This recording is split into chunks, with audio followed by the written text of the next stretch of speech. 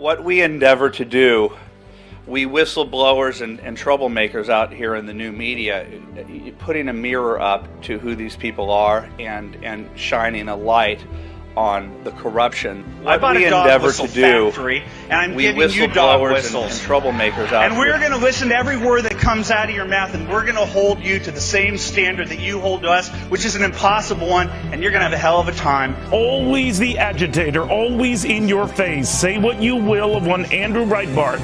Always interesting, never dull. The media says Breitbart lies, Breitbart lies, Breitbart lies, Breitbart lies. Put your reputation on the line here. One provable lie. And you're asking me about journalism? You've got to be kidding me, buddy. He loved ginning up liberals. I mean, he played this jujitsu with them. You will be the last to find out you've been duped. Media is everything. He pulled the curtain back, he exposed it, and he wouldn't relent. He wouldn't let it go. He kept bringing it back to the media. They think that we should sit down and shut up, and that is ending right now. Every story is a media story in American politics. The Democratic Party and the Democrat media complex, which is the natural alliance, realizes that they're losing control of the American narrative because of this rise of the new media. Average citizens and the new media is the means by which we can actually not just start to govern ourselves and start telling horrific truths about our political peril and our financial peril, but we can also now change the equation and we can begin to start changing the narratives. The second you knock down that wall, you don't understand. It's the promised land. It will be the United States of America again.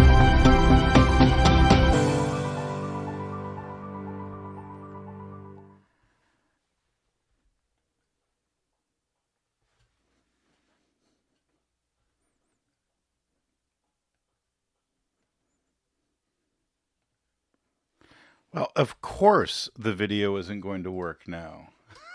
All right, hang on. I'm here. I promise I'm here. I just need to get my camera working here for some stupid reason. You know, everything was working fine earlier. Hey, guys, bear with me on the black screen here for a second. I just need to get my camera fired up. In fact, if I don't get that, you know what? I'll just do this one for now because this one will work. And we'll do something at least. But I'll get my other camera working in a second. Hey, it's Larry. Thank you for being here. That was a great... I love that video. That's a video intro that was used for the Breitbart Awards, which was done by the Franklin Center. Are they still doing the Breitbart Awards, by the way? They should be, if they're not. I'm so glad you're here. Thank you for being here. Happy birthday, Andrew. Listen, a month from now is going to be the 10th anniversary of Andrew's death. And that's going to be a solemn and serious occasion. Yes, we're going to have some laughs, and yes, we're going to be reflecting on his life and his legacy and all that stuff. But it's also going to be sad, and it's going to be tragic, and a lot of people are going to be, you know, freaking out about how, oh my God, I can't believe he died, and we're going to deal with all of the pain that we felt when he died. That's not today. Let's not do that today. This is his life. He was born today. Happy birthday, Andrew Breitbart. Listen, I want to run that video one more time, just to sort of. Well, you know what? No, here I'm going to do a different video. I'm going to do a different video to get everybody kind of fired up and excited about remembering our friend Andrew. There's a lot of videos I want to play for you, and there's a lot of memories that I want to share. But I'm going to get this going and get this video going so I can work on my camera. All right, so hang on a second. Let's do this one. Hey, hey, ho, ho! Glenn Beck's got to go! No more Palin, no more tea, no more crazies in D.C. No more hate! No more hate! Touch it. No more hate! Do you like it? Do you fucking like it? We over here. We over here. Come over here. Come over here. We over here. When Andrew Breitbart arrived at the event and challenged the protesters to substantiate their claims of Beck and Tea Party racism, more than one protester leveled homophobic slurs against Breitbart. Do you even know what you're protesting? How much are you getting paid? You will be the last to find out you've been duped. Enjoy yourself. You don't even know why you're here. You don't understand why you're here. You don't understand why you're here. How much are you There we getting go. paid? That's Andrew Breitbart right there. If I had one memory of Andrew Breitbart, well, okay, That's not fair. I've got multiple memories of Andrew Breitbart that just stick in my head. But one of them is that moment. Right? I want to paint the picture for that scene right there. For those of you who like don't know Andrew Breitbart, never met Andrew Breitbart, were never in the room with Andrew Breitbart, only know Andrew Breitbart from his name on the website or maybe seeing some clips. Maybe not that one because that's not the most popular clip, certainly, of Andrew. If you've seen his speeches, you've seen his TV appearance and stuff. But let me paint the scene for what happened there. This was an event that Glenn Beck was hosting with Sarah Palin just outside of Chicago. It was during the election of 2010. And it was called Alt-Right Nation, I think it was called. Or no, Right Nation, not Alt-Right. Alt-Right's a very different thing that happened after Andrew's death. All right, so right... Already I've started. Right Nation, it was called. Right Nation. And Andrew was a featured speaker. And those protesters were all there. So there was this giant, it was a giant turnout from the unions. It was SEIU and it was UAW and the electricians. Yeah, you know what happens. The Democrats, the media machine, the Democrat media complex, as Andrew called them, they pick up the phone and say, hey, Glenn Beck and Sarah Palin are going to be there. Call out the forces. Get the gangs out. This is before they started dressing up like Occupy Wall Street or Antifa or whatever the hell they call themselves. Don't you notice how every couple of years it's always just another group, right? Well, this was unions then, right? And so they all show up and they want to protest Glenn Beck and they want to protest Sarah Palin. They start screaming. They want to shut them down. They want to cancel them. They want to deplatform them. They want to make, call them, sound familiar? Sound familiar? But here's the scene. They put everybody behind this police line.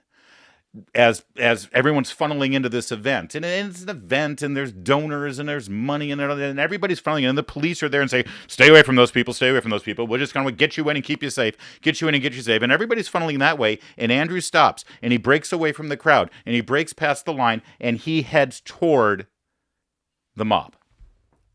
Andrew Breitbart heads toward the mob. And that's why so many of these shots at this moment, so many of these shots are of his back because he's walking right up to these people and he's engaging in them. Not only is he yelling back, but then he starts actually debating them. We know very well How much are you we're getting here. paid? We're not getting paid. Debate. We're not paying anybody. Nobody's getting paid.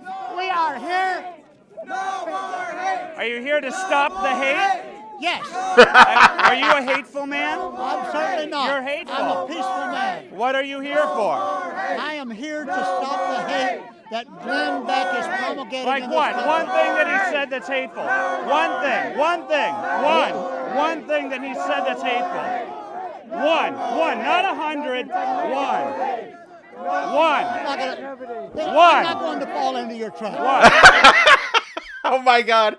I swear to God, I feel like it's 12 years ago and we're doing a late night stage right show that we used to stream live every night at the Breitbart. I feel like we're playing this for the first time. It's the most classic, wonderful moment as Andrew Breitbart says, name one thing that's hateful that Glenn Beck ever said. One thing. Give me one thing. And the guy says, well, I'm not going to fall into that trap. What? What's the trap? You're sitting here screaming, no more hate, silence Glenn Beck, stop the hate. Oh, tell me, please, what did he say that was hate? I'm not falling into your trap. Oh, and only Andrew could get that moment because only Andrew. So Andrew was the guy who stopped and turned and walked toward the mob. Andrew was the guy who stopped. As everybody else was funneling in to go hang out with Glenn Beck and Sarah Palin and do their thing, Andrew said, oh, no. The action's over here. I'm going to walk right toward the mob. I'm going to walk toward the fire. Otherwise, it's just going to rage. And this is how you put out the fire. You know what? I'm glad that at the beginning my camera didn't work. So that we had to jump right to that. I'm already off format, but I don't care. And actually, it's reminiscent of other live video or radio events that I did with Andrew during his life, too. All right, now we're all working. Now this camera's working. This is a better camera, isn't it? And we can say hello to each other. Thank you for being part of this live stream. Like I said, and not only are we going to... Listen, the acknowledgement of Andrew's death a month from today, the 10 years anniversary of his death, is going to be a big event. It should be, certainly. I expect there to be a lot of media platforms that are going to acknowledge it, major media platforms as well. I'm making a different choice as someone who worked with him, worked for him, considered him a friend, as somebody whose entire career right now, and entire life, frankly, was affected by those 4 years that I worked with Andrew, 3.5 years that I worked with Andrew Breitbart. I've decided to do something a little different. A month from now, during the week of his death, actually, the 10th anniversary of his death, I'm going to do 5 different live streams with different guests joining me to reminisce about Andrew, people who worked with him and knew him back then. I'm going to do a night for big Hollywood. I'm going to do a night for big government. I'm going to do a night for big journalism. I'm going to do a night for big peace, and a night for Breitbart TV. The 5 sites that he was running and managing at the moment of his death, and the 5 sites that I worked on at any given time. And we're going to do that, like I said, a month from now. And if you don't already subscribe to this YouTube channel, please do so. If you want advanced and exclusive information about that, and actually the ability to access those videos, before everybody else and get more information about it, you should go over to my locals page. I don't have a link there, but Sarah will put a link in the comments, I hope, for Larry O'Connor's locals page. It's free to join. Use the code LarryYT, Larry for YouTube, LarryYT, and you can join in, and you'll be there for the birthday celebration. Excuse me, the 1-year anniversary of his death celebration, and all those 5 days worth of live streams that we're going to be doing. But subscribe and get notifications on this YouTube too, because we're going to be really increasing the YouTube stuff here that we do. And we're starting with this day, with this Andrew Breitbart Day. And I want you to share. You're already sharing a ton of things in the comments and in the chat. And for those of you who aren't watching this live, just put your stuff in the comments, because I'll refer back to it. I'll respond. I'll reply. I want to hear your memories of Andrew, what you remember, how Andrew changed your life.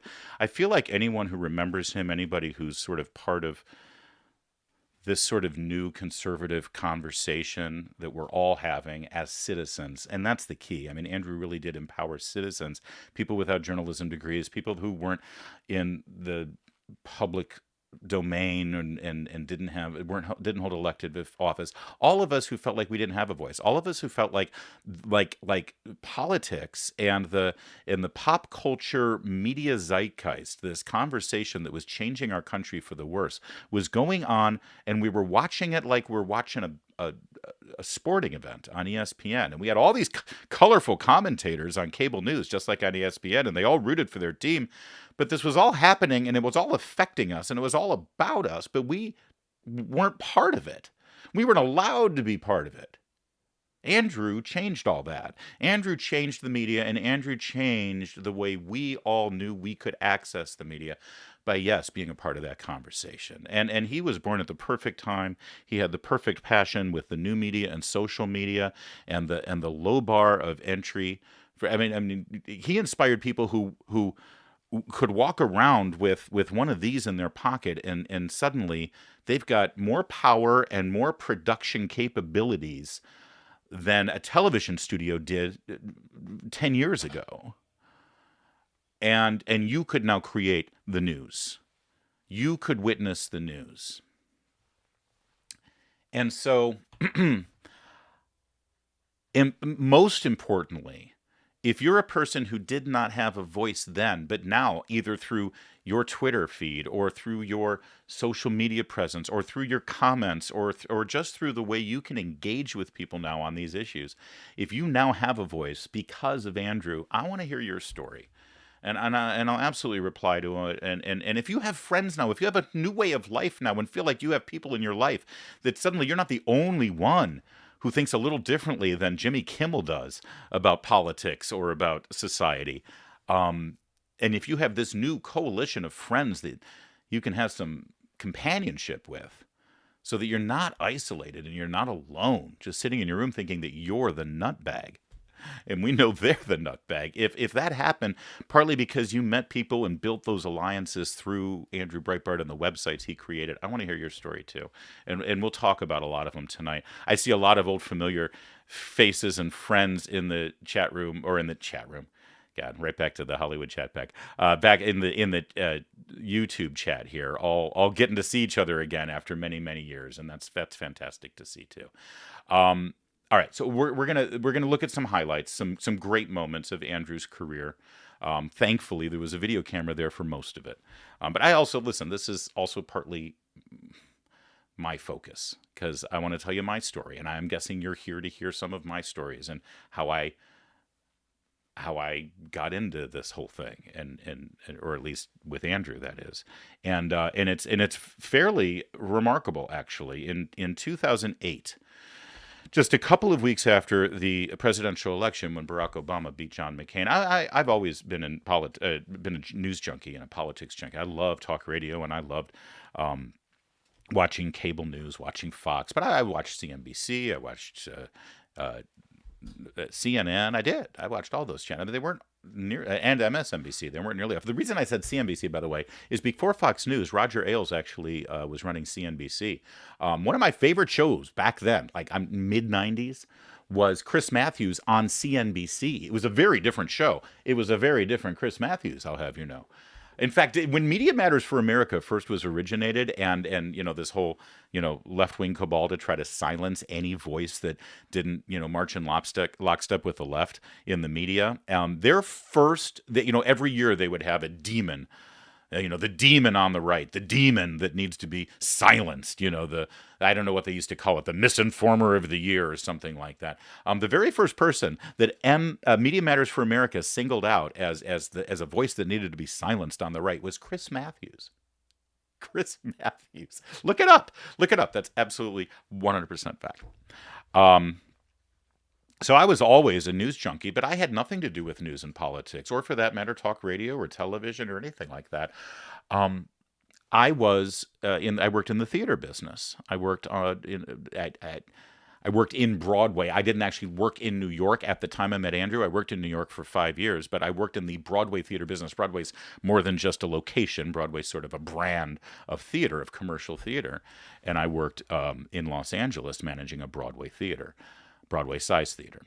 And so I'm listening to the Dennis Miller Show, and Andrew Breitbart is a guest on Dennis Miller, and he was just hilarious and captivating and a rabble-rouser, and it was a great interview. He was one of Dennis's favorite interviews. In fact, Dennis Miller was at Andrew's funeral.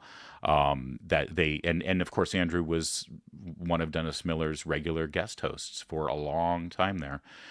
I'm listening to this interview, and Andrew Breitbart, I think it was it was like the first week of December of 2008, and he talks about how he's, the first week of January, he's launching a brand new website called Big Hollywood, and it's all for people who are in the entertainment business who don't march in lockstep with the left, and aren't liberal, and they feel like they don't have a voice. They feel like they don't have the ability to speak out, and God help me, I felt like he was talking right to me.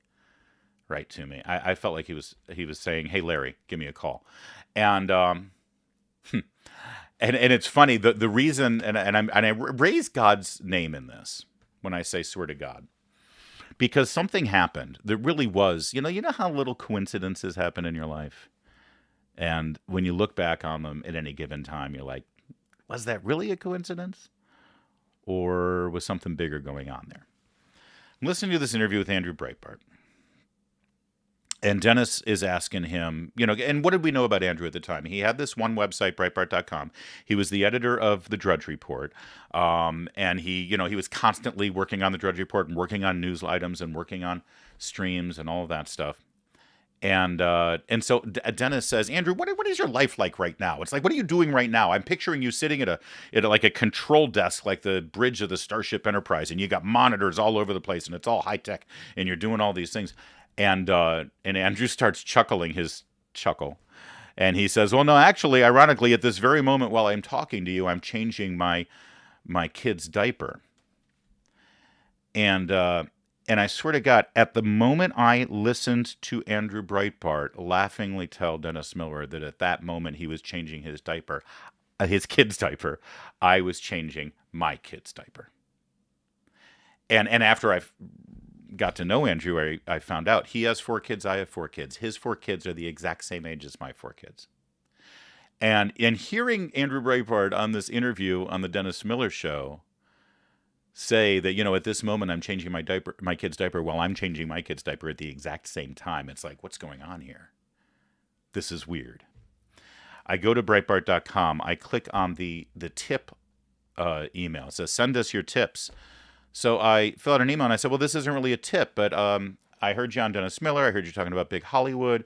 I don't work in the film or television industry, but I work in the theater industry. Here's who and I sent a couple of links to my bio and who I was, and that I was legit and I really was the manager of the Schubert in Los Angeles. And I said, listen, I work in Broadway theater. I've worked in this business for quite some time. I've got a lot, and I'm a conservative.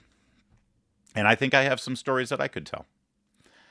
And within 30 seconds, I got an email from Andrew with his phone number that said, call me. And by the way, I find out later that that is not uncommon. I thought I was so special. Oh my gosh, I really got his attention. He wants me to call him. No, he would do that to everyone. Everyone had his phone number. If you ever sat and had a dinner with him or a conversation with him or went to a baseball game with him, you recognize that everybody had his phone number because his phone was constantly either ringing or getting a text message. But he said, call me. And so I called him and I introduced myself. And I had no idea it was actually Andrew, but it was Andrew. I mean, at that, I figured Breitbart.com, Drudge Report, there's a staff. No, it was him. He was the staff. And so I told him, about myself, and I told him the story and everything. And he said, and I said, listen, I there's this one story that's really, been bothering me that's going on in my industry right now. There was a guy who was running a theater in Sacramento, and he had worked in the business for 20 years. He was the manager of this big theater company in Sacramento, and it was revealed that he had donated to the Proposition 8 campaign in California. Proposition 8 was for same-sex marriage. Basically, he was against same-sex marriage because this guy was a devout Mormon. And so he donated money to it, and they found out through public records that he had donated money to the proposition that marriage should just be between a man and a woman. And now actors and musicians and dancers and all these artists who worked with him for a decade and had nothing bad to say about him, they all now were trying to get him fired. They did get him, but he ended up quitting. He ended up quitting because of that. And I was like, I mean, and it's weird because it's like that was me. That could have been me. I would have been fired if people knew my politics. And so I told him that. He said, that's a really good story, and I do want you to write it. But right now, I want you to write something about David Mamet. Because David Mamet had recently written an article that said why I'm no longer a brain-dead liberal. And I wrote that article for him. I wrote 1,000 words about David Mamet, and I sent it to him. And he replied and says, you're in. You'll be in Big Hollywood. And I was published the first day of Big Hollywood. On day one of Big Hollywood, I had a byline on the website, and it was great. And that's how it started. I didn't even meet him for another 4 months, I think, until after I had already been published and was writing quite a bit. And people liked my articles because they were different. I was the only one writing about theater, and people really do like theater. Most people in television and film actually have a background in theater. They love theater because, when you're in high school, you don't work on the school movie. You work on the school play, right? And so everyone in the entertainment business sort of has a connection back to theater. So when you hear these stories, and this is important, and thank you, Raven in the chat room. I want you to understand something as we talk about Andrew. Everything that I'm telling you about Andrew Breitbart took place between 2009 and January 1st, 2009, and March 1st, 2012. All right, 2009, 2010, 2011, and the first 2 months of 2012. So this was all between, 12 and 10 years ago, or 13 and 10 years ago. Between 10 and 13 years ago is when all this happened. And listen to the stories I'm telling you. Look at the video of Glenn Beck. Glenn Beck and Sarah Palin showing up, and everyone screaming. The mob shows up screaming, stop the hate, stop the hate. They're racist, they're racist, they're racist. They have violent rhetoric. People are going to get hurt. People are going to get killed. They have to be deplatformed. They have to be canceled. They have to be taken off the air. Theater manager in Sacramento who supports traditional marriage and proposition. By the way, that won in California. Proposition 8 was passed in California. The same year Obama was elected president, on the same ballot, California affirmed marriage as between a man and a woman. But if you're in the theater business and you support it, as Raven just said, cancel culture. Think about this. All of these stories that I'm telling you, the media today and the left and college professors and Jimmy Kimmel and Stephen Colbert and Bill Kristol would all have you believe that everything changed with Trump. Trump is the person who made everything so toxic. And I'm not here to promote Trump and support Trump or celebrate Trump or even criticize Trump. This isn't even about Trump. This is about the left. And this is about the fact that nothing here is new. Not one damn thing here is new. Not one damn thing here is different. They were doing this 12 years ago and 13 years ago. All right? They were saying this about us, about you and me, before we ever cast a ballot for the host of Celebrity Apprentice. These are their tactics. And when you look at that through that prism and you realize that and you disregard what you're being told every day and you actually look at the bigger picture here, you're doing that because that's what Andrew taught us to do. He blew it all apart. He pulled back the curtain. He was like Penn and Teller back in the old days when Penn and Teller would show you how the trick was done. He knew how the trick was done. And he exposed them all because he didn't want to play the game. He made a new game. And the media was forever changed because of it. Listen, there's tons more stories. And I want to get to some videos. I want to get to some, and I definitely want to get to your stories too. I want to know what Debbie is wearing. Yeah, that was a request in the chat room. We used to do that a lot on our show. I would always ask women what they were wearing. I don't do that nearly enough anymore. Anthony says that he appreciates me crediting Andrew over the years. I really do. You know, it's funny. When I first started, Anthony, when I first started on my radio show on WMAL almost 10 years ago now, I'm in my 10th year there. I remember the before I first said anything on the air on that powerful and incredibly important radio station, I said, and I say it all the time, I really do, to myself, I say, I hope I don't disappoint you, Andrew. There was something about working for Andrew that all of us, you know, none of us were in it for the money, I assure you. Although that eventually came.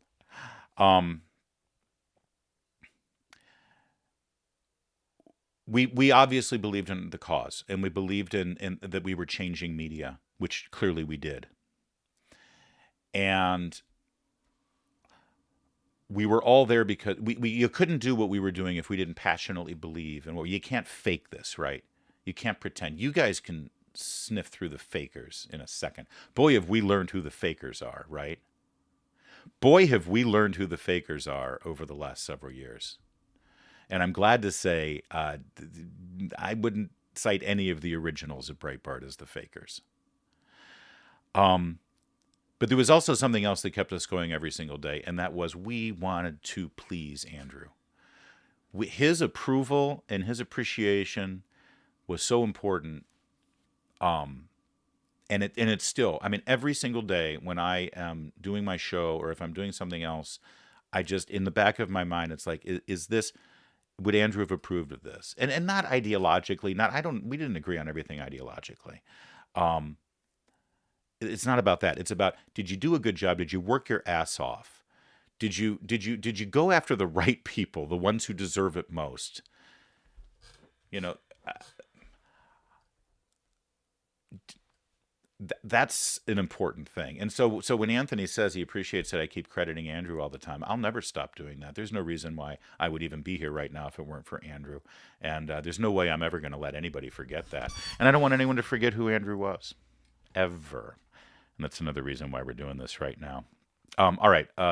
So let's fast forward now. So that was my first entree into the Big's world, the Big Hollywood site. And I wrote for Big Hollywood, And Big Hollywood was the only site Andrew had until September. All right. September came along and it was Big Government, and it launched with the James O'Keefe Acorn story. And well, that kind of changed everything. And eventually I started writing some stories at Big Government too. And I wrote throughout that entire year, and I was under a pseudonym. I was called Stage Right because I still worked in the theater business tangentially, and I was consulting and doing independent producing. I wasn't at the theater anymore. The theater that I used to manage in LA actually got torn down in 2002. And at the end of the year, Andrew told me that he wanted to actually hire me. So that whole year, I wasn't getting paid. Nobody was getting paid. Well, let's see. who were the actual? So Andrew and Larry Solov were the partners and owners of the company, right, of Breitbart. Alex Marlow was the first hire, and he's now the editor-in-chief of Breitbart News, right? Alex was hired as basically kind of sort of everything. His first day on the job, he moved Andrew's desk in his house down to his basement, where he was setting up his office in his basement. So Alex was on the payroll. John Nolte was brought in a month before Big Hollywood started. So that was December of 2008, and he was the editor-in-chief of Big Hollywood. Nobody else on Big Hollywood got paid. Nobody. Every other byline, every other piece of writing that you saw at Big Hollywood that first year was pro bono. We were all just there because for the spirit of it, right? Ditto at Big Government, although the late Michael Flynn, not the general, there was another Michael Flynn. He passed away about 7 years ago. He was the editor-in-chief of Big Government, so he was on the payroll. James O'Keefe and Hannah Giles they had like a personal service contract that was separate. They weren't technically employees of Breitbart, but eventually they were given some money to stay on contract after the Acorn. But the Acorn videos were produced and created and delivered to Andrew and Big Government solely by James personally. And then after the fact, he put them on a retainer for other things. And then I was hired in January, a year after Big Hollywood launched. And I want to say, but my math is off. That's Alex, John, Mike, Flynn, Hannah, and James, although they weren't actually employees. Michael Walsh, who was the first editor of Big Journalism. He was on the payroll. And then me. I was brought in as an associate editor to sort of work across all the platforms and contribute and write and do things. So I was brought in officially to work for the company then. But I had to reveal my name. So that's where I sort of, came out, as it were, and sort of made the decision that I wasn't going to be working in theater anymore, which I haven't, really. So that was January of 2010. 1 month later, I went to CPAC at the Marriott in D.C.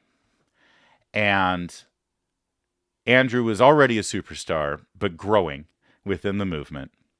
And Max Blumenthal used to take a camera crew around to CPAC and basically take, 20 hours of video footage interviewing conservatives of all ages, of all stripes, and if you go to CPAC, it's a colorful group. And he would get 20, 30 hours of video footage interviewing all these people and then create, a little edited 3-minute montage of, look at all the crazy racists at CPAC. That was what he would do. So I want to show you a video of Andrew. It's a pretty famous moment that I ended up, this was my first public thing that I did with Andrew, really, that got a lot of attention. Because Andrew confronts Max Blumenthal in the lobby of the hotel, and toward the end of the video, I participate in this confrontation. So we're going to flip to this now, and I'm going to give you some commentary because there's some things that you need to know about what happened here. The first is this: you see the doors there. That's the valet parking area to the Marriott Hotel. Andrew literally just walked through those doors. Because I just mentioned Michael Walsh as the editor of Big Journalism. Michael had a heart attack the night before this happened at CPAC. He had a heart attack and had to go to the hospital. And he was our friend. He was our coworker and Andrew's employee. And we thought he was going to die. Andrew had just come from the hospital seeing Michael when he finds Max Blumenthal there in the lobby. So that's what preceded this moment. Let's let it play. Why does it matter? So why would are you saying that Georgetown Law Center would want a white supremacist convent? You're ridiculous. You are a joke. You are a despicable human being. You're the lowest life form that I've ever seen. Your entire... All right, couple of things. This video is taken by Holly Bacon, who was a reader and commenter and would watch and watch my streaming radio show that I would do. And she went to CPAC. I'm just behind that guy in the green shirt. All right. You saw a woman there by the door, by the glass door, right under that guy with the green shirt's arm there. That's Mara Flynn. That's at the time was the wife of Michael Flynn, the editor of Big Government. Okay, so then she's a filmmaker as well. Meredith Dake, who was the producer of my streaming radio show, was also just next to me, behind the guy in the green shirt there. Meredith is now my wife, by the way. So we're all there because we were all waiting for Andrew. And here's the other part of this that you need to know as this develops. Andrew needed to be somewhere. And the reason that we were all waiting at the door there was because part of our job was to wrangle him and get him to the next thing that he needed to do. And he was running late, and he needed to get to this place. But we also obviously wanted to see this thing play out with Max Blumenthal. So I'll let it play, and then a little bit into it, you'll see that I jump in and start to interject. And it ends up being, watch how Andrew reacts to it, because it ends up being Andrew's exit cue. He sees it for what it is. It's his chance to get out. And then it plays out. Watch. Not particularly. You've already said it. You tried to destroy it. I don't care. Yes, absolutely. I could go for years. You're discussing. I cannot believe that you're fighting your father's battles. I can't believe what you did to Christopher Hitchens. You have been programmed by some ungodly preacher to be this character of hatred. Accusing a person of racism is the worst thing that you can do in this country. All right, some other backstory here. When he says accusing a person of racism is the worst thing you can do. Just 2 weeks before, no, not even 2 weeks, 1 week before this event, Max Blumenthal wrote a column for Salon.com accusing James O'Keefe of racism. He accused James O'Keefe of racism, and he wrote this whole article about how James O'Keefe had helped organize a white supremacist event at the National Leadership Institute. Again, sound familiar? The neo-Nazis and the white supremacists and the white nationalists and James O'Keefe is back. Sound familiar? Same as it ever was. Same as it ever was. So he had just done this to James O'Keefe, literally a week before. And I had written an article in Big Journalism that had broken down every single lie and mistake in this article. All right? So that's what Andrew's referring to here in how despicable Blumenthal is for falsely accusing somebody of racism. I'm not at all. He's a despicable. Of course I'm not. No, it isn't. No, you. What do you mean? What are you talking about? No, I mean, this is an event. This is an event. Kevin Martin was there debating at the Georgetown Law Center. You're this smearing. Wait. Make your case. Make your case. This isn't a case. This is guilt by association, you punk. Because you're a punk. You destroy people. Because you try and destroy people's lives through innuendo. Innuendo. We're done with James you. O'Keefe a racist? Are you saying you didn't call James Innuendo. Innuendo in order to destroy people's lives. You're the most despicable life form I've ever seen. You didn't call anyone a name. And exit Andrew. Okay, so that... All right. So Max Blumenthal and you said, I never called James O'Keefe a racist. I never called James O'Keefe a racist. And that's when I jumped in. Because understand, I had just written this expose and breakdown of his article. I knew it better than Max knew it. All right. And so that's where I jumped in. He said, you're the most despicable. Everybody applauds in the lobby. Andrew exits. Now it continues. Call James O'Keefe a racist? I already been. Did you call James O'Keefe a racist? No. Your blog says, Andrew Breitbart, why are you defending and paying a racist? Who were you talking about? Uh-oh! Who were you talking about? Were you talking about me? That internet's... Are you Larry? He says. Oh, yeah, the guy says, that internet's a bitch. All right, so that goes on. I don't know if you want to watch the rest of it. I mean, this is just me and him going back and forth. And it's... Are you calling James O'Keefe a racist? When you said, Andrew Breitbart, why are you paying and defending a racist? Who were you talking about? Who's the racist? Well, if I said it, I said it. It's on your blog. So who is it? What's that? So who is it? Who is it you're talking about? Well, I was talking about, it says it on my blog, I was talking about James O'Keefe. So you just said you didn't call anybody a name. So you did call someone a name. You called James O'Keefe. All right, so that was my.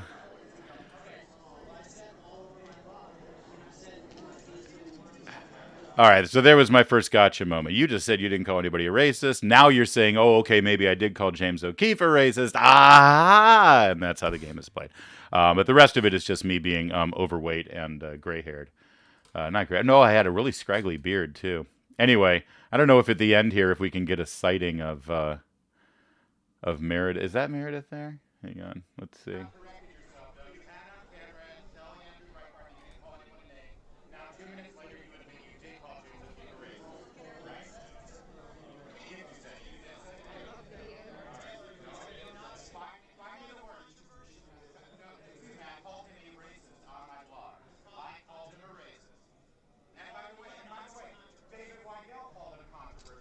All right, yeah. Anyway, that's Holly. But I do remember afterwards, I believe Meredith and Holly and I literally ran away from that moment and found some like quiet conference room and said, what in the hell just happened? What in the hell just happened? And Holly, and I didn't know that Holly had made a video of it. And she said, by the way, she's from South Carolina. I got it on video. What should we do with it? I said, what do you mean? What should you do with it? Upload it. We're going to publish it. Anyway, that was my first sort of public moment doing something with Andrew, doing an Andrew thing with Andrew, and that was kind of fun.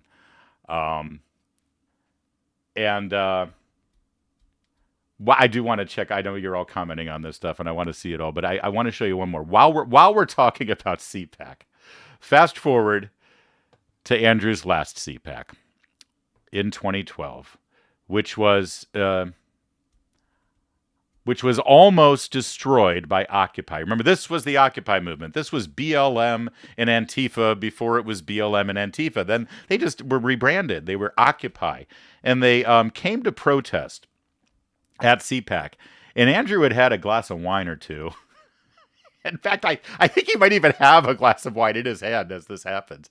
It's the same hotel. This is the last year that they did it at this Marriott in DC, and they're all coming up the Valley parking area, and they're doing the Occupy thing. And there were threats earlier in the day. There were concerns that there were bomb threats, and they would have to shut down the event, and they would have to clear the conference room, and all this. It was kind of a big deal.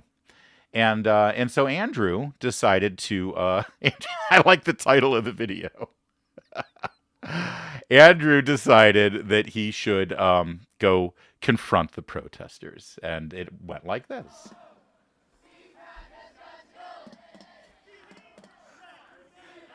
Hold on. I got to show you one other thing, though. The hey, ho, ho, CPAC has got to go, right? Whoa. What happened there? Hey, ho, ho, CPAC has got to go, right? Look at this. This is that first protest I just showed you. That was 2 years before at the Glenn Beck thing, right? Okay. Just take a listen.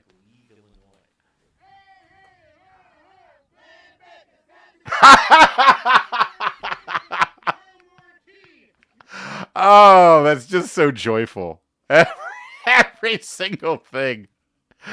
Oh, there's nothing new. Hey, ho, ho. All right, there's always a hey, ho, ho. When Andrew, remember the famous time when Andrew went to on his rollerblades while there was a Occupy protest out in Palm Desert at a conservative conference, and I was the cameraman. I caught all of that footage of him on rollerblades, and he would rollerblade past all the protesters and scream, hey, this is Andrew on his rollerblades would go, hey, ho, ho, Ho Chi Minh has got to go. All right, so anyway, here's the latest. The latest hey, ho, ho from Occupy 2012 at the Marriott.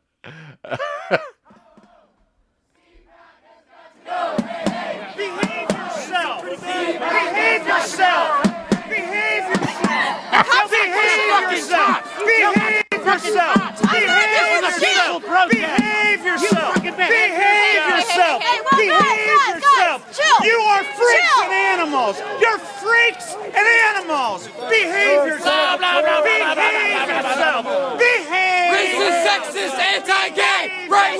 bigots, go away! Racist, anti-gay!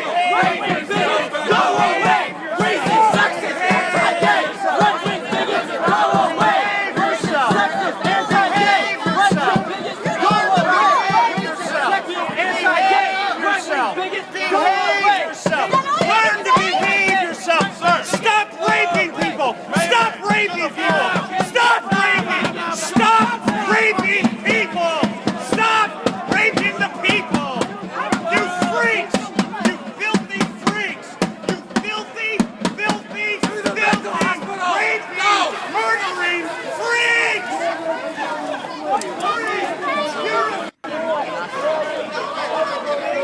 Okay. That quite a memorable moment. All right, so I see Rick Beulah saying, were you close to Andrew when he did this? All right, so here's the story about where we were. This was in the little valet parking place where people would like drive in the circle and drop off, or the cab would pick them up and they would drive in. And there's a overhang, right? There's a little temporary roof thing, overhang thing that's on top of that. So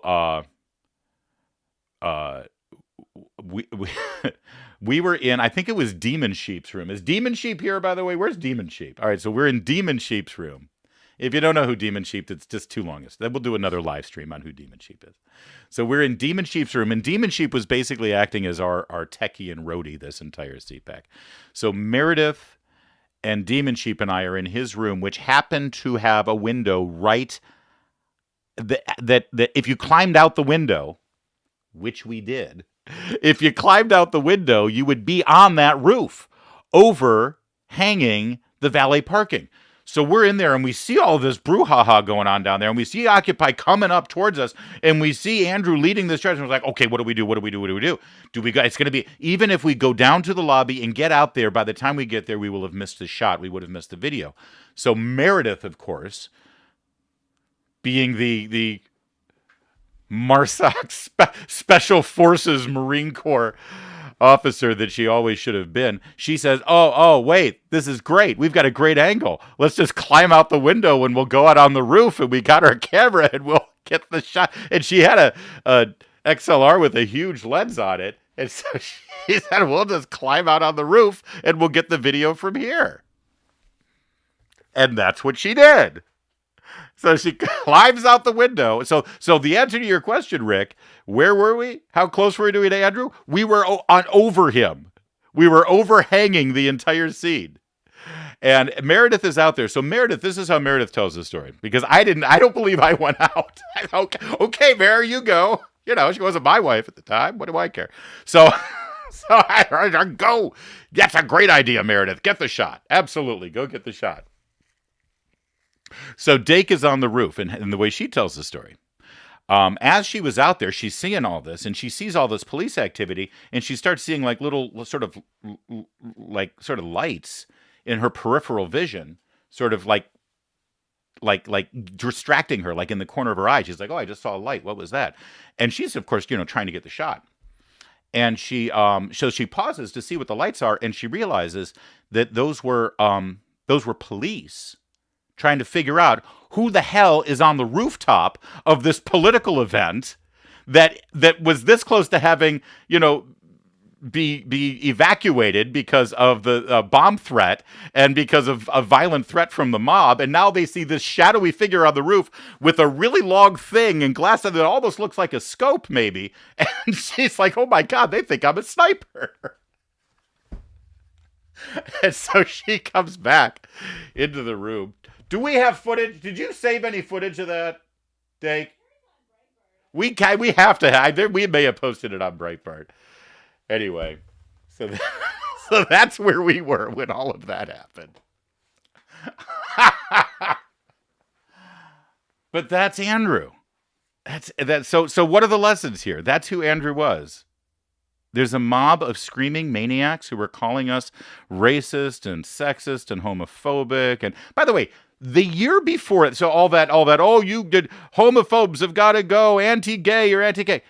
Andrew Breitbart actually hosted the biggest dance party ever seen at CPAC, specifically for the Go Proud group, which is a group of gay Republicans who the year before, the stupid former management of CPAC decided they weren't going to, give them credentials or anything to have a booth. And so Andrew said, well, screw that. We're going to have a party. And you couldn't get in. You could not get in to this party down at DuPont Circle that Andrew hosted for the gay Republicans. So to stand there and start screaming at Andrew, calling him anti-gay, is pretty hilarious.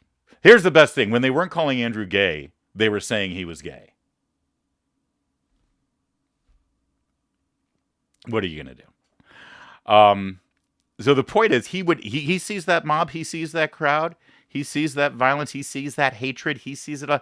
He doesn't turn the other cheek. He doesn't brush it off. He doesn't say he's not the bigger man and I won't stoop to your level. Hell no. He turns, he walks right at it. And he gives it right back. Oh, really? You think I'm full of hate? How about you stop raping people? The end of this story is that night after that moment, after the stop raping people moment, Andrew got on a train and had to head up to New York because he was appearing on the Mike Huckabee show on Fox News. And why Fox and Mike Huckabee didn't just do the show from CPAC, I'll never know. But he had to leave and he had to go to New York. So he went up to New York to do the Mike Huckabee show. And then he came back down to D.C. And that video of Andrew saying stop raping people to the Occupy people, that ended up getting a Drudge link, and it got huge traffic, and it went viral, and it was a huge moment. I mean, it was like one of the biggest things that came out of that CPAC. Was this wait, that wasn't 2011. That was 2012, wasn't it? Yeah, that was 2012. I just saw somebody say that it was 2011, the Occupy, but that was, hold on, what's the date on this? This is important.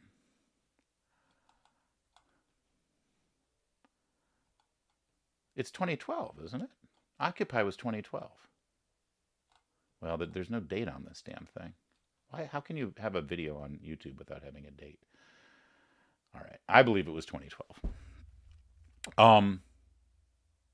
When he came back, he saw me in the lobby of the Marriott where everybody was, and we were all drinking and everything.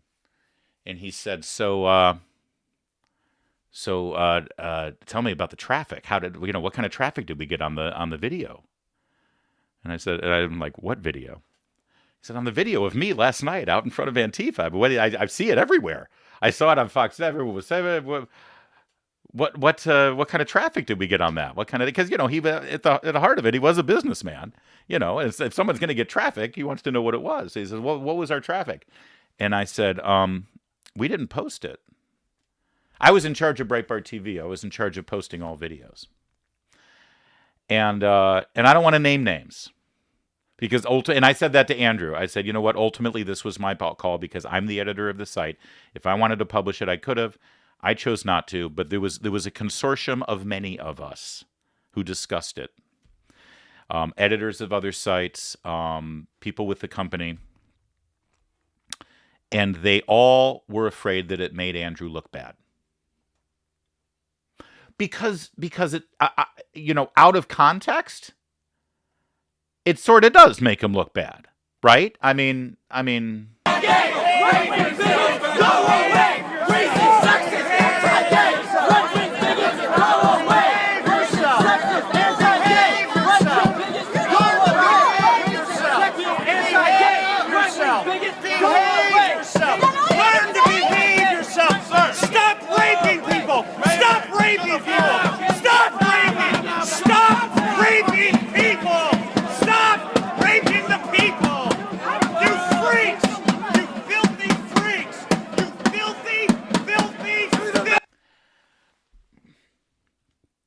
I didn't publish it because that's my friend. And if people only saw that of Andrew Breitbart, they wouldn't really know who he was. He was more than that guy, seemingly insane and screaming and frothing and maybe even drunk, screaming at protesters, stop raping people. And this became part of the problem in the company is that we all worked with Andrew. We all worked for Andrew. but we all loved Andrew. And we were all afraid that it made him look bad. We were wrong. We were stupid. We were idiots. Andrew was right. I have never been yelled at by Andrew before. Oh God, he was so mad at me. He was so mad at me, and he said, you know, whose decision was this? And I said, well, Andrew, ultimately it was my decision, but you know, he wanted to know, and I was always honest with him. And I said, I take full responsibility, but he said, I want to know who else, you know, who else had input. What did this person say? What did that person say? And I said, Andrew, everybody, and I named the names. I said, this is everyone who was part of the decision, and all of them said, we are not publishing that. And he just looked at me and he says, I will not be handled. I will not be managed. I am who I am, and this was the bottom line. This is what really pissed him off. There's somebody else out there getting traffic on this, and we're not getting the traffic.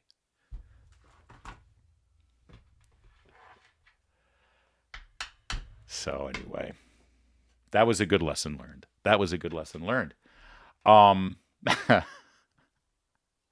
All right, we're bouncing around. I'm not following a timeline here. I've got a couple more things. We got to talk about Anthony Weiner, and we will. And I think that we might end with the speech he gave the next day at CPAC. After all of that, which is many people think is his best speech, and it was certainly his last major speech before his death. Oh, by the way, that "Stop Raping People" moment was 3 weeks before his death, 2 weeks before his death, on March 1st of that year. Should I fly through it? So, Sarah, are you like curating some of these, or should I just like scroll through the chat, or what do you want me to? What should I do here? I look to you. Whitfield Report says, I never got to meet Andrew, but I did get to interview Ben Shapiro on Blog Talk Radio. Hey, Whitfield Report. Hey, man. Speaking of Dennis Miller, before he was Ben Shapiro. Yeah, does everybody remember? So when I did my live streaming show for 3 years, I started basically in August. Really in earnest, it was a nightly show starting January of 2010. But every Thursday night, halfway through that year in 2010, we started a Thursday night regular 1 hour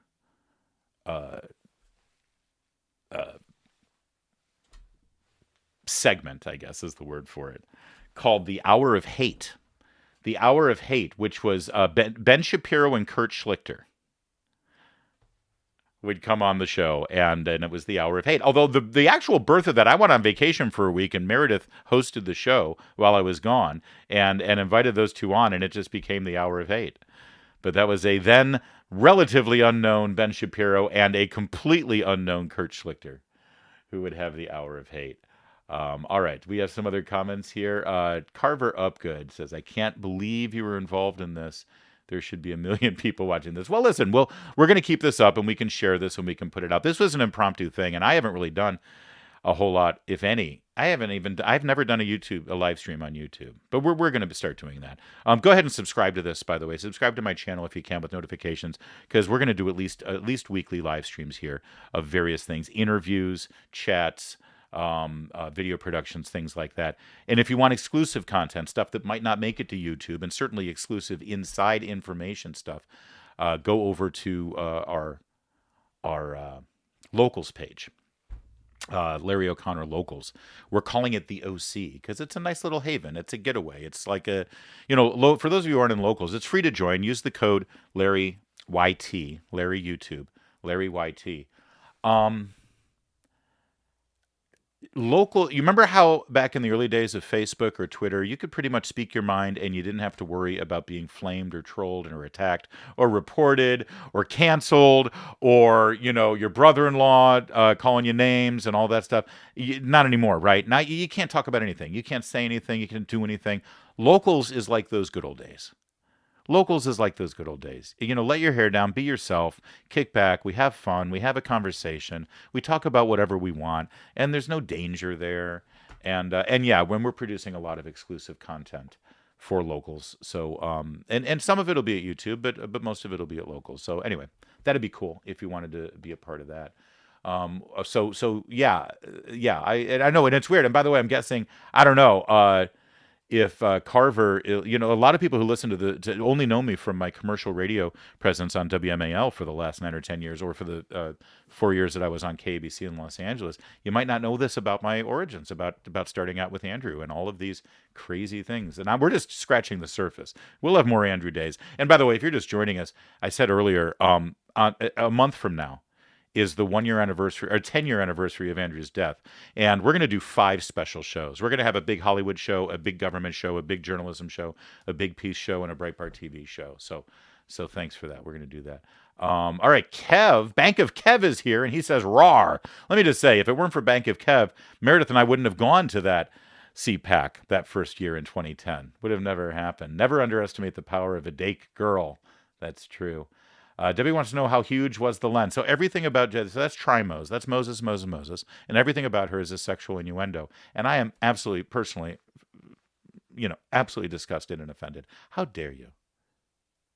How dare you?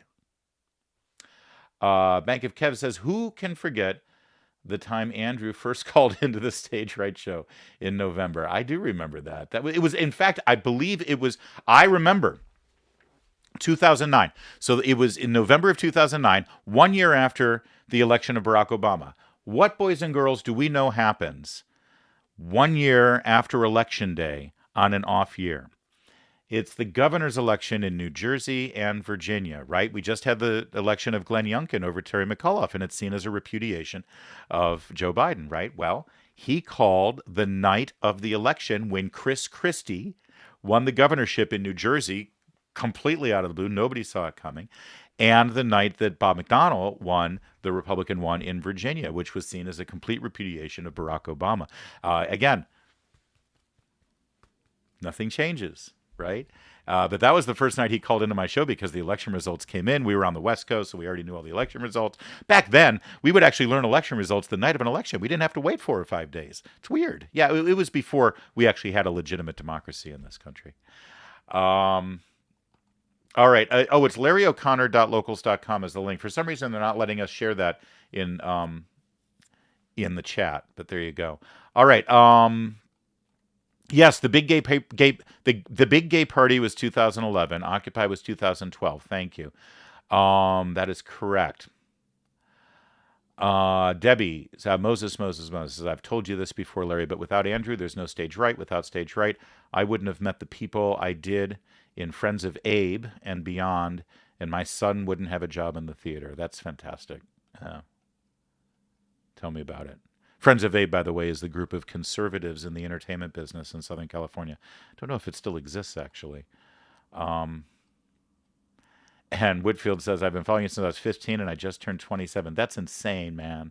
I can't believe you were that young back then. And you were also a big Dennis Miller fan. Oh, by the way, if you really want sort of to button up this whole bizarre story, I first heard Andrew guest host, or as a guest on the Dennis Miller show, and then later I would hear him guest hosting for Dennis Miller. 1 year later, so that was December of 2009. 1 year later, in December 2008 is when I heard Andrew. 1 year later, December of 2009, Andrew was filling in for Dennis during the holidays, and I was on the air with him. That was when I first revealed myself to the world as Larry O'Connor, Stage Right, and I explained who I was. That was when I came out. But which is wild. So now I'm actually in studio for the Dennis Miller show, and Andrew's guest hosting, and I'm on the air. And that's freaky, right? If you really want to get freaked out, a year after that, I was guest hosting for Dennis Miller and continued to guest host for Dennis Miller right up until the end of his show, which I think was, I want to say 2015. But then I eventually ended up becoming Dennis's regular guest host. How weird is that? That's my story arc. Hearing Andrew on Dennis Miller, reaching out to him, getting involved with his sites, ending up as a guest, a frequent guest on Dennis Miller, and then eventually ending up being the guest host and doing the Dennis Miller show. That's bizarre. That was weird. All right. Larry Hedman is here. Hey, Larry. And I understand Larry said nice things about my hair. Thank you. Also, thanks to Dennis Miller. Dennis Miller said, hey, Larry, you're losing your hair and everybody knows it. Why don't you go get a transplant? I got the plugs. You should get the plugs. I don't know why suddenly when I do Dennis Miller, I sound like Jackie Mason. You should get the plugs. I got the plugs. You should get the plugs. Everybody get the plugs. We got our hair. We can grow around. Larry Hedman says, I remember when you and Kurt Schlichter guest hosted in D.C., was that WMAL? When we guest hosted together? I don't know if we guest hosted together. Or I was guest hosting, he was a guest. But are you talking about on the Miller show? If it was on the Miller show, we did it from the studios at WMAL because I moved here in the fall of 2012 is when I moved here. So anything that I did from there was at the WMAL studios in D.C. Yes, I'm still in D.C., by the way, if anyone's wondering. All right. What else can we do here? Let's do another video. Let's do another video. Let's do Anthony Weiner.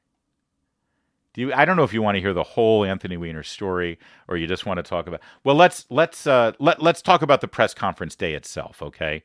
That's probably that's probably the best thing to talk about. All right, now first of all, this is a video from Talking Points Memo, which is a left-wing rag, okay?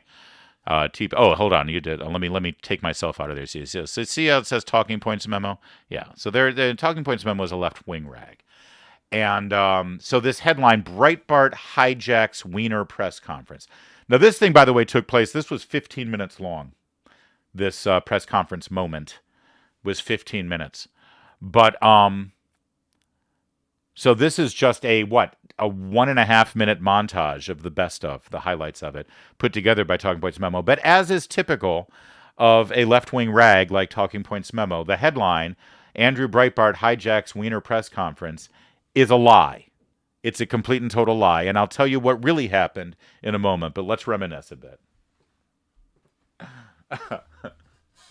I want to hear the truth from Congressman Weiner. Quite frankly, I'd like an apology because I'm being accused of being the hacker against a congressman. He said nothing. He allowed for that to go. His minions perpetuated that false, malicious meme, and then he went on CNN to attack me. But don't worry. Breitbart's our regular whipping boy. We can accuse him of anything, and the press will not hold those journalists to account no matter what they say. I'm trying to do the decent thing here. I'm doing this to save his family, okay? Everything that I've said so far has come to be true. Breitbart lies, Breitbart lies, Breitbart lies, Breitbart lies. Give me one example of a provable lie, one. I've seen a lot of this congressman's body. He's in very good shape. And of course, finally, critics would say you're doing this for political purposes, you're conservative. What is your reaction to that, and how do you defend yourself since you are known as a conservative? Well, I would say this. I think that the media needs to start being a lot more overt about where it comes from politically, because I've never believed for a minute that ABC, CBS, NBC, or the New York Times are objective. Amen, brother. Amen. Oh, my God. Let me get them out of there. All right. So, I've seen a lot of this congressman's body. Oh, where are we at? A minute and 10 minutes already? All right, or an hour and 10 minutes. All right, guys. If I'm going too long, or if you're getting bored with this, just let me know. I will wrap it up because I don't want to go on and on and on, but I can go on and on and on. And it's Andrew's birthday, for God's sake. Happy birthday, Andrew. All right, couple of things. First of all, the biggest lie of them all. Andrew hijacked Anthony Weiner's press conference. And I know everybody says Andrew hijacked Anthony Weiner's press. Even friends of mine, even friends who know better. Sometimes I might even have said it. Hey, remember that time when Andrew hijacked Anthony Weiner's press conference? All right, so here's the truth. He didn't hijack Anthony Weiner's press conference. I'm sorry. He didn't hijack it at all. Where do I start? All right, I'll start with how he got up on the stage. All right, just we'll dispel the fake story, the fake news that Andrew Breitbart. Now, and I can understand why people would assume that. Okay, but ask a question, find out. Don't just assume, oh my God, it's Anthony Weiner's press conference and Andrew Breitbart's up there. He hijacked it. Okay, find out what really happened. Ask some questions. You're journalists. That's what you're supposed to do. So yes, Anthony Weiner, after a tumultuous week of this story about him allegedly tweeting out a picture of his rather erect little wiener to the world on Twitter, and then deleting it, and then deleting all of his tweets, and then deleting his account, and then claiming that he was hacked, and then Breitbart says we ended up running the story, and that's a whole other. That's a whole other story in and of itself, how that story came about and how we made the decision to run the story. Then Anthony Weiner, a sitting congressman in good standing, the media darling. I mean, please, even after this event, they wanted him to be mayor of New York. They loved him. And so here's Anthony Weiner, this media darling. He goes out there and he says, I think Andrew Breitbart hacked me. The Breitbart people hacked my account. They've set me up. They created this thing. They're lying about us. And so Anthony Weiner, a sitting congressman, is accusing Andrew Breitbart and all of us who worked for him and his organization who did this story, accusing us of hacking him, which is a federal crime. Kind of escalated when you're talking about a congressman. So, now the FBI is going to get involved and they're going to start investigating. They want to know what's going on. And we were alone. We were alone. And it's like, it was terrifying because we knew the truth, but we also protected our sources because journalists, what did journalists do? They ask questions before they run with the story and they protect their sources. And we did both of those things on this and they didn't. The rest of the media didn't. And we're the ones who are under fire. It was a terrible week in our lives. This was a really bad week. But then the truth comes out because we had a second source. And again, just like the Acorn videos, nobody knew that we had more video. Nobody knew that we had other Acorn offices that had been visited by James O'Keefe. Nobody knew that we had a second source. Before we even ran this story about what Anthony Weiner had tweeted out, we already had a tip. Before he did this, we had a tip that we didn't know if it was true or not. But then when we saw this, it's like, okay, let's follow up on that tip. And the tip was from a woman who had been engaged in cyber sex activities with Anthony Weiner. So, with all the denials going on,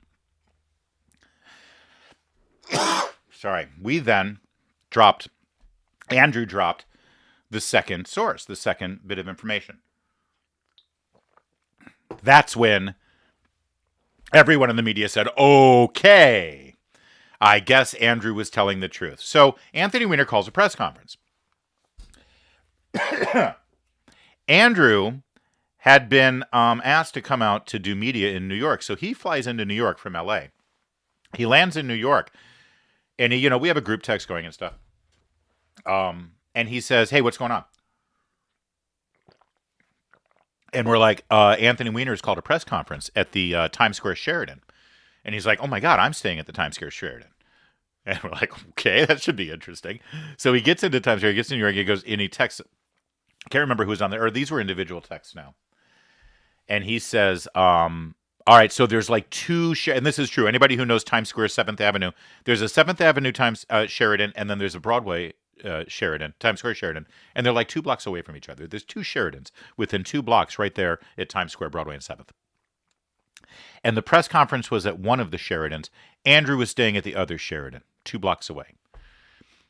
And so he says, I'm not staying at that Sheraton. I'm like, oh, okay. And he says, I'm going to go over to the press conference. We're like, what? And of course, our instincts are no good can come of that. Hold on. Wait a minute. It almost feels like, I mean, forgive the analogy. Forgive, and obviously it's not real, but I'm just it's almost like Jesus and the disciples, where like Jesus always knew the right way to go, right? I mean, because Jesus. And the disciples were like, oh, I don't know. Oh, this can't be right. And oh, no. It's like they were always wrong. And it's the same. Andrew's like, I'm going to go to the press conference. We're like, oh my God, are you sure? I don't know if that's a good idea. Of course he went. Of course he went to the press conference. So, so he goes to the press conference. And I swear to God, the last thing he texted before he went to the press conference, don't worry, I'll keep a low profile.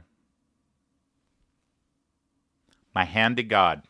My hand to God. Don't worry. I'll keep a low profile.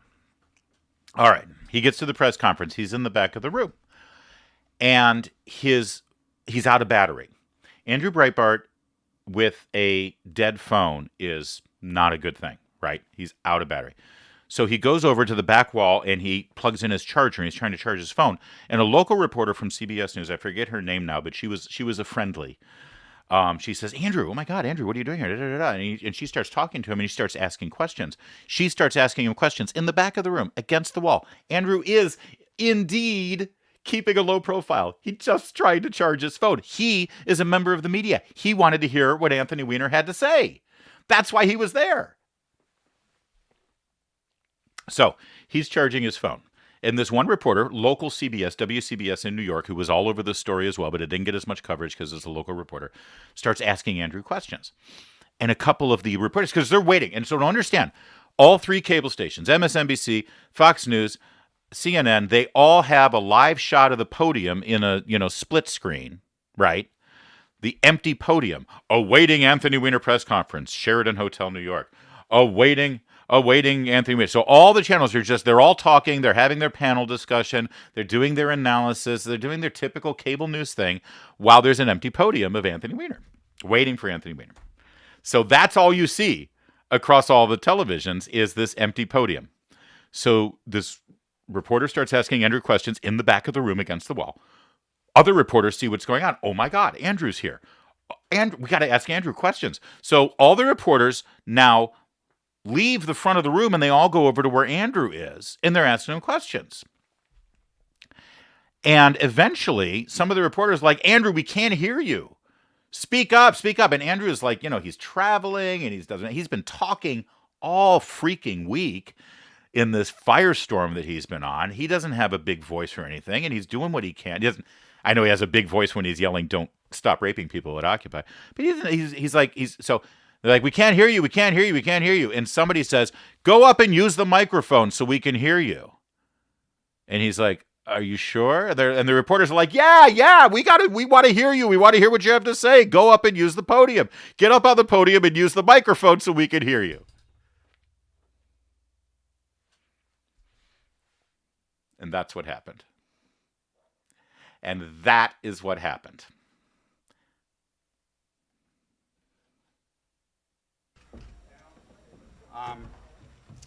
I'm here coincidentally. I just arrived at LaGuardia because of media requests, and as I got into my hotel, I'm Andrew Breitbart, by the way.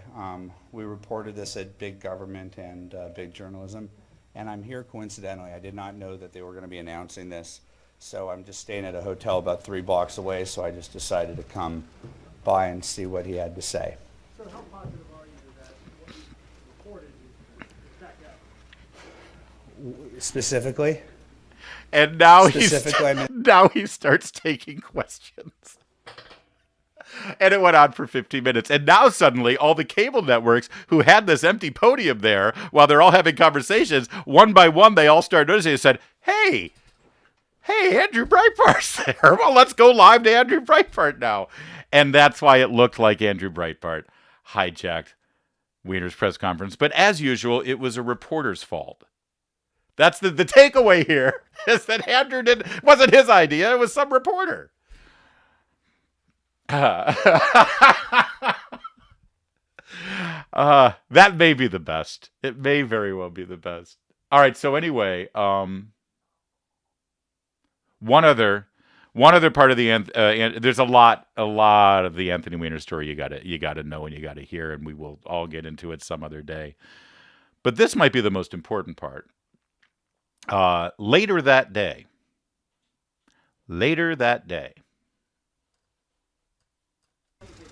Well, I'm here primarily to express my apologies to my wife and family, but anyone who was misled, all of you who were misled, people who I lied to, I have an apology for all of them. But not specifically for him, not an apology? If I believe that I believe that everyone deserves an apology here, and I certainly am. I'm certain. I'll be. here's what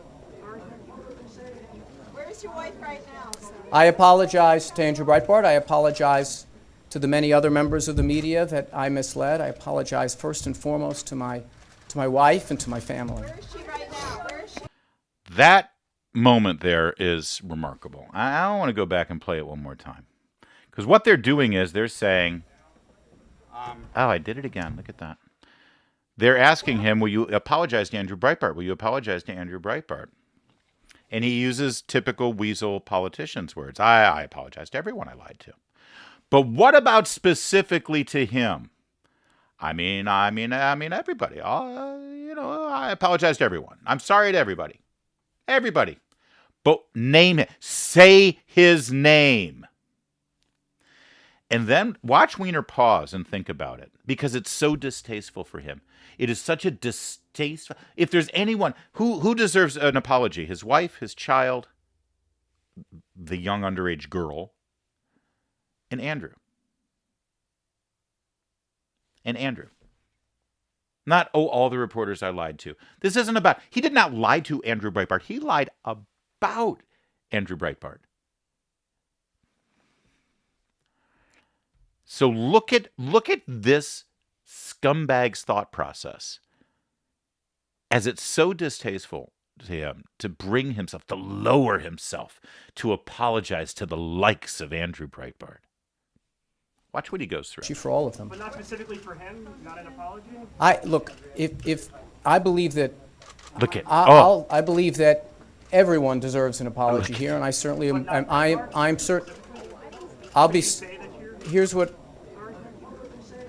Where's your wife right now, sir? I apologize to Andrew Breitbart. I apologize to the. Man, you know what? That's like sociopath stuff. I mean, obviously now we know. I mean, the guy went to prison, for God's sake, eventually after all this.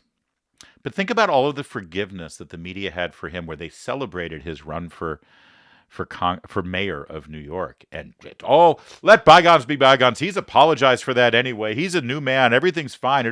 The grace they extend to him.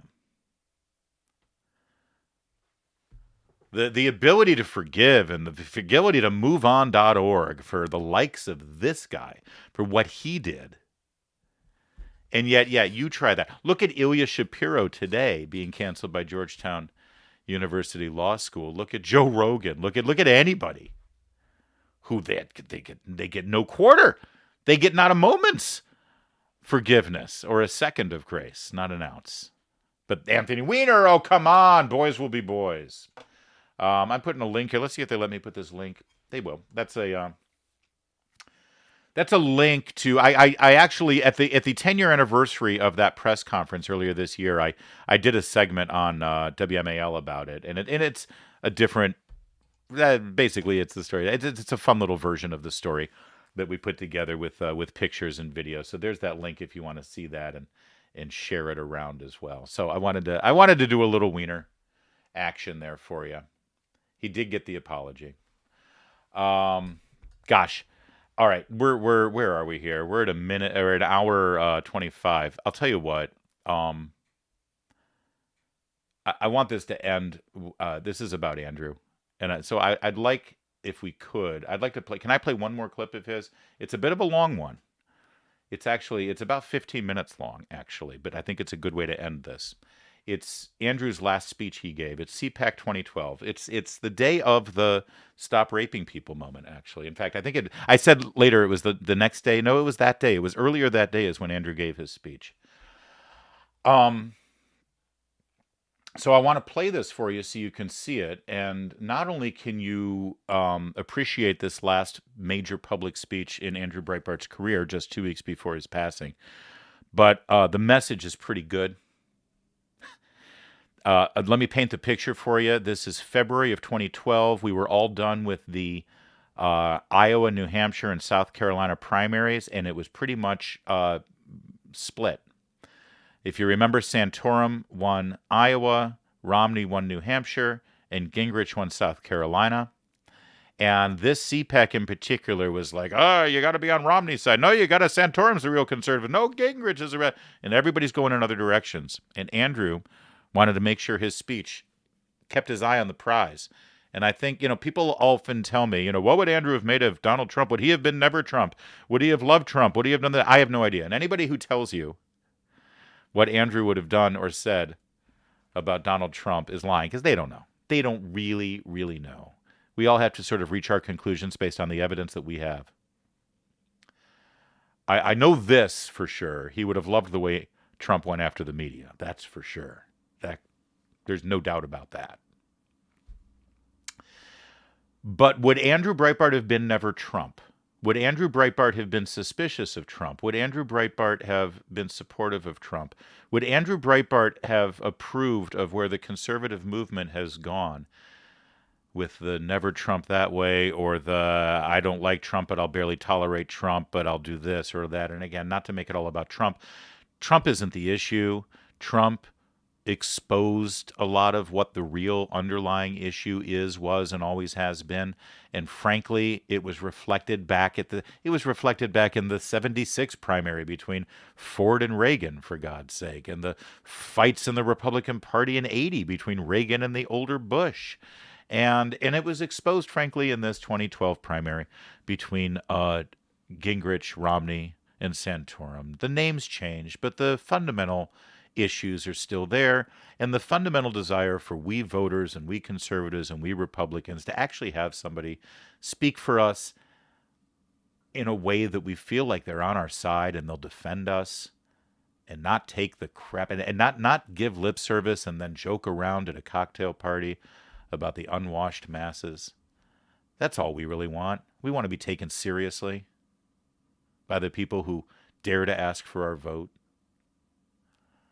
And I think much of what we see play out today and played out in 2020 and played out in 2016 was reflected in 2012 at this time. And so I think the words of Andrew Breitbart in this speech, in my mind, ring pretty strong. And also there's a lesson to be learned about where we are today.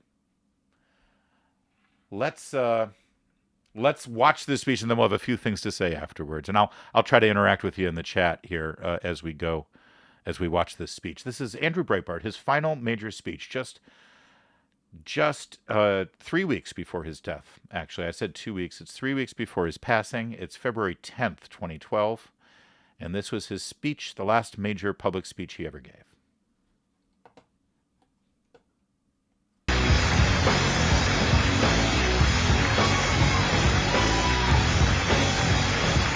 I'm looking for you, you Occupy freaks with your glitter bombs. Bring it on! Bring on the glitter. Everything has changed. Everything has changed in the last few years. Conservatives used to take it, and we're not taking it anymore.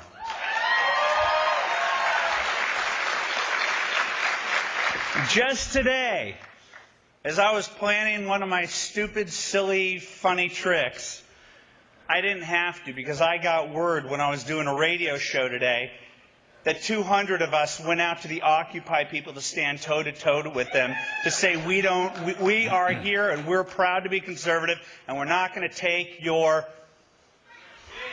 I didn't say it. I'm on TV right now. I'm a respectful conservative and my mom is watching. It's over. It's over. Right now, my Twitter feed is already calling me a big fat homosexual. Hello, children at home. No, your dad's not gay. That's how the left rolls. Everybody asks me, why do you retweet? Hey, why do you do that? I can't tell you how many people I admire. And in fact, there's almost no one in the world who I respect more than Hugh Hewitt. And he took me aside the other day and he said, I don't think you should be doing that, Andrew. I don't think you should be doing that. Well, Professor Hewitt, on this issue, I disagree. Because they've held over our heads with contempt the false narrative of their innate tolerance. The least tolerant people you will ever meet in your entire lives. I know it. I live it every single day. And I retweet it to remind them that I know exactly who they are. This next race, over the next year, everybody asked me, by the way, to come here to to speak about tolerance. And unity. I'll get to that a little bit later. Because this is my war cry for 2012. You need to join me in this war against the institutional left. This is not your mother's Democratic Party. Duh. Duh. John Podesta, George Soros. This is not your mother's Democratic Party either. You know whose party it is? Well, just this Sunday, thanks to Tucker Carlson, thank you, Tucker, I had the chance of a lifetime to spend an enchanting evening with Bill Ayers and Bernadine Dorn. A Super Bowl party from hell. People said on Twitter, conservatives, you're palling around with terrorists. I'm like, well, if I'm palling around with terrorists, I'm not the best house guest because I'm still going to destroy everything that they stand for, even though Bill Ayers is the best damned cook I've ever experienced in my entire life. You have no idea how good his succulent ribs were. The butternut squash, the carrot with a hint of ginger soup was extraordinary. The whitefish, the selections of wine at this dinner. I had dinner with the 1%, my friends. Bill and Bernadine Dorn. I thank you from the bottom of my heart. You were charming. I mean that. You were. But then again, so is Ted Bundy. So it doesn't really mean that much in the whole scheme of things. And I have a thesis about who we're fighting against. This is the hard left. I thought when I graduated from college in 1991, I thought that ponytail that I left in my humanities class, that silver ponytail, was just going to retire in the shady acres of academia and go on. I had no idea that these people were absolutely serious about the malarkey that they were teaching me, the post-structuralist, politically correct garbage. Unfortunately, in the year 2004, the radical left basically did a coup d'etat of the Democratic Party and basically kicked a person that 4 years before was called the standard bearer of decency in the Democratic Party, and that was Joe Lieberman. That was over. That was the end of the Democratic Party, and after the 2010 election cycle, the DLC went under. It's over. There's no such thing as a moderate Democrat. And so what do we get now in Barack Obama? Well, I've got videos, by the way. This election, we're going to vet him. I've got videos. This election, we're going to vet him from his college days to show you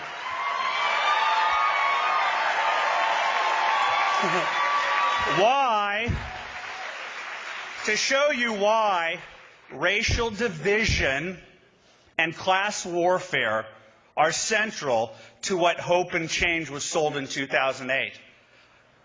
The videos are... I got to pause here. I'm sorry. I was going to let it play through, but it occurs to me that this requires a little bit of explanation. Because after Andrew's death, there was a big discussion about the videos. And sadly, because of the timing of his death, the videos grew to this mythological grandeur that I don't think was fair to Andrew's memory. But there were videos. They just weren't, the big things that everyone thought Andrew was talking about. But this is why I wanted to pause and lay out exactly what those videos were about, because a lot of people have forgotten this. The video had to do with Barack Obama as a college student embracing a guy named Professor Derek Bell. and talking about how Derek Bell was his hero. Professor Derek Bell was, he gave him a hug, this guy. He was speaking on his behalf because there was controversy about his what he was teaching at Harvard, and Barack Obama went to the mat and said, no, this guy's a genius, he's the best, and he gave him a hug, and he introduced him, and he says, open your minds and open your hearts to this guy because he's got the answers. Derek Bell, Professor Derek Bell. Professor Derek Bell invented critical race theory. And the protests and controversies during Barack Obama's college days at Harvard were protesting against Derek Bell and the idea of critical race theory. Okay? So the reason I pause here is because I just remembered this.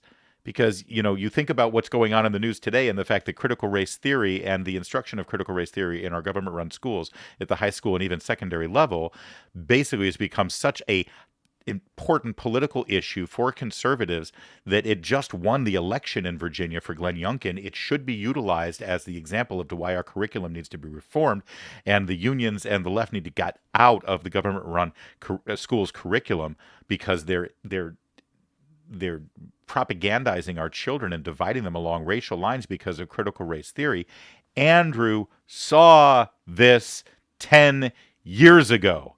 And when you see Joy Reid and Rachel Maddow and Jim Acosta saying, these conservatives don't even know what critical race theory is. They've invented this thing and they say that it's so terrible. It's like suddenly they found this thing. It's like 10 years ago. Go back and look at the articles that we wrote after Andrew's death. Most of the bylines were Joel Pollack and Ben Shapiro. I think I did some. I think John Nolte did a couple of articles about it, all talking about Barack Obama and Derek Bell and critical race theory. Andrew led this fight that we're now just starting to reap and starting to see the benefits of and starting to actually make sense. Andrew made sense of it 10 years ago. He had seen these videos. He was ready to make this case, and he died before he could. But a lot of people don't know that. That's what he's talking about. What we're living through right now with critical race theory is what Andrew Breitbart was talking about right here at this moment 10 years ago. Are going to come out.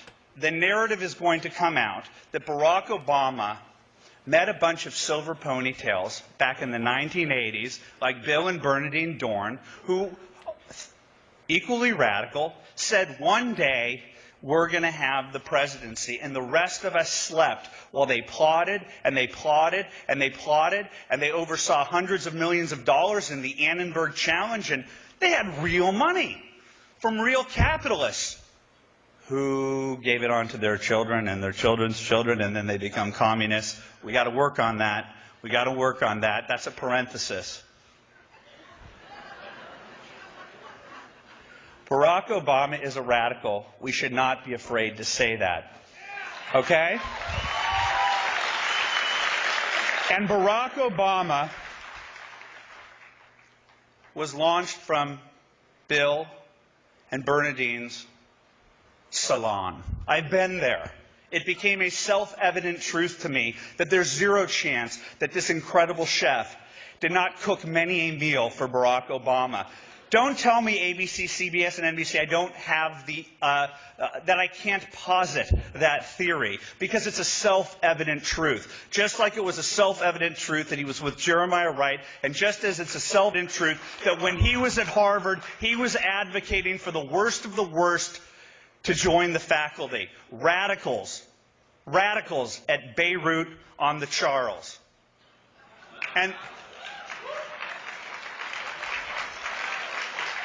And that is who's in the White House, and that's who's outside right now telling you you don't have a right to be here, and who would squelch your free speech just as easily they do at Harvard, Vassar, Yale, Wesleyan. They're a bunch of totalitarian freaks.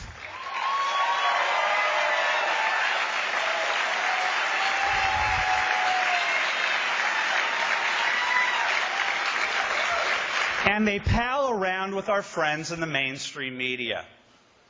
I always thought that the people in the media lean to the left. I always thought that my neighbors in the media lean to the left.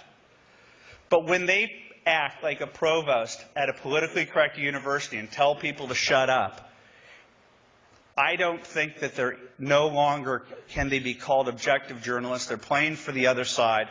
They've been part of demonizing good and decent people. They tried to defeat the Tea Party, and when they failed, just like their desire to create a Rush Limbaugh and it failed at Air America, they want what they can't have, and they try to recreate it. They wanted their Tea Party, and what did they create? They created the Occupy movement. What is the Occupy movement, you ask? It's a natural, organic group of people. You've never seen these people before in your life. Wait a sec. These exact people protested against you at the GOP Welcoming Committee in 2008, and 2 of them were arrested for planting Molotov trying to use Molotov cocktails against the police.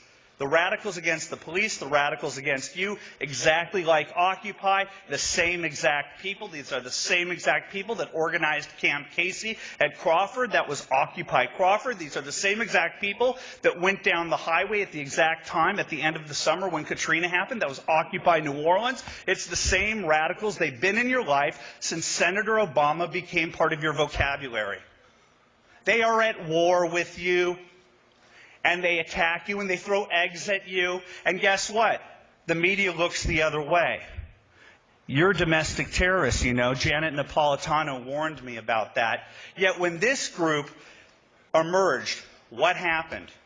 They exhibited traits that I'll probably get Worst Person of the Year on a certain show. I don't even think that certain show exists anymore, so that's a dated joke.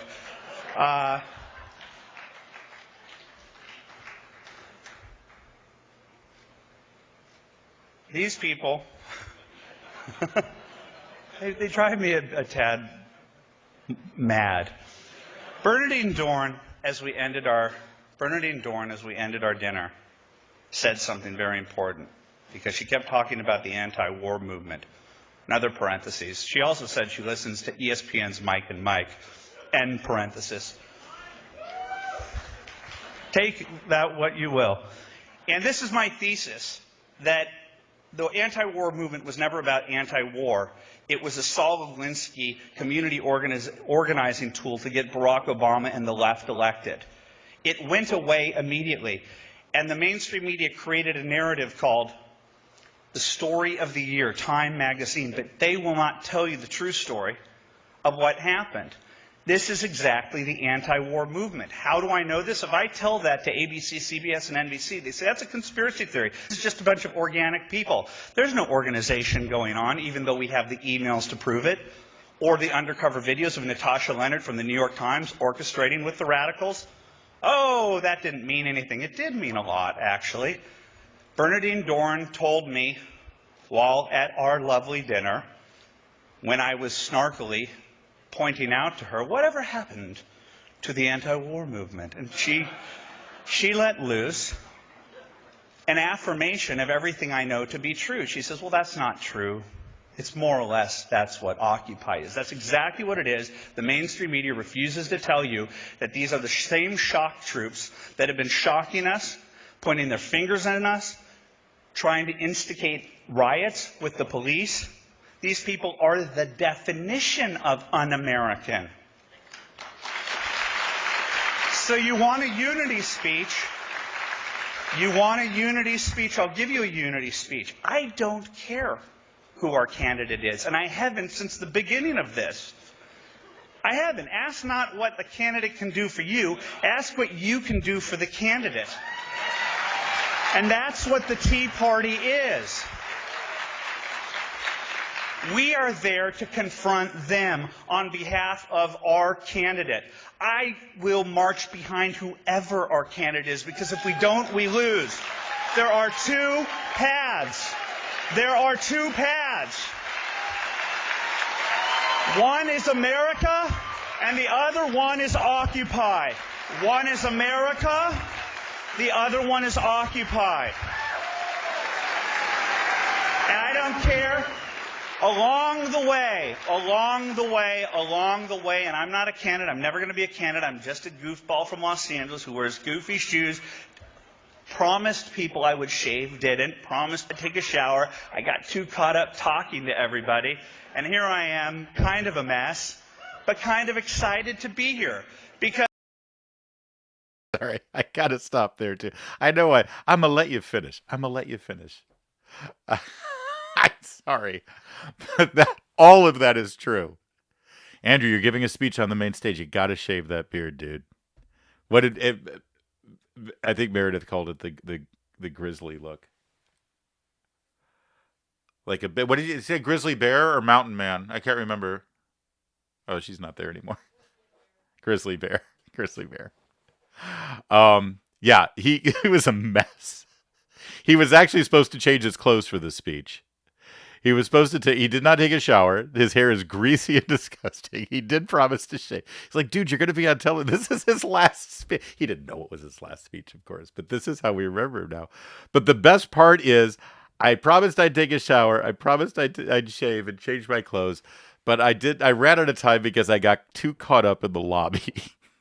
Which is, if you've ever seen Andrew Breitbart at any public event, but especially CPAC, if you're walking with him, if you got to get to point A to point B, and you're walking with him, you got to give yourself 2 hours. Because it's overused, this, rock star thing. But he was a rock star in that room, and they loved him. And it's funny, there are a lot of people who are like Andrew. I'm not going to name names. But there are a lot of high-profile, especially of this era, high-profile conservative pundits who were main stage speaker types, who you saw on television all the time, who were selling books all the time, and you know who they were. You know who the Mount Rushmore of all the big iconic conservative pundits through the 90s and 2000s were. And when they went to CPAC, they'd bring security people. They would enter and exit from the back, and they never had that problem of being bogged down and swamped when they went from point A to point B, because they never actually went out to the lobby and walked amongst the masses. Andrew did. So that just made me laugh out loud because I totally forgot about that. I said I'd take a shower, I said I'd shave, and I didn't have time because I got too caught up meeting people outside. And that's exactly what it was. It's exactly what it was. All right. Because over the last 3 years, I've realized that the Republican Party and the conservative movement is not what ABC and CBS puts on the screen.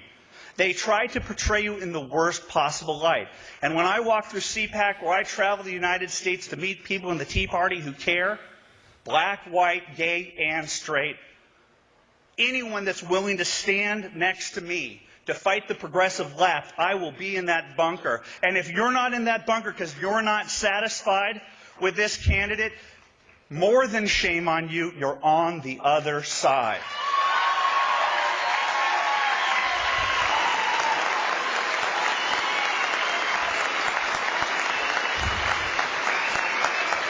Thank you.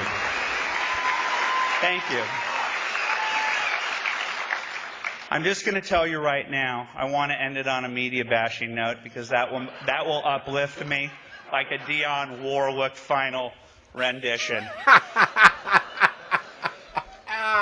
We're watching you to play the race card, MSNBC. We saw how you cynically placed the Reverend Sharpton in a position of absurdist power. This is Dadaism. I learned that in college, that they would allow for this guy to have a show. This is Dadaism. It's freaky. It's Andy Kaufman. It doesn't make sense unless you understand what they're doing. This is going to be the dog whistle election cycle. They tested him in 2011, so he and his pal Toure and that punk Tim Jacob Wise and Ed and Maddow can sit there and call everyone who's Caucasian racist. I heard it. I used is instead of are. He's a racist. That's a dog whistle. Ignore it when Congressman Rand does it against Allen West. No more. We're going to go after you.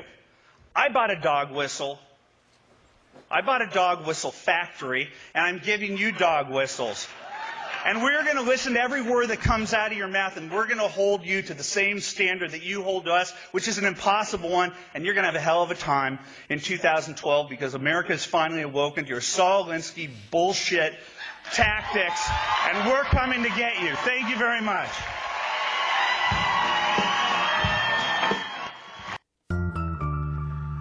Oh man, I didn't know that was a Mediaite video. Ugh. Yeah, they loved him. They absolutely loved him as well. They should. They still do.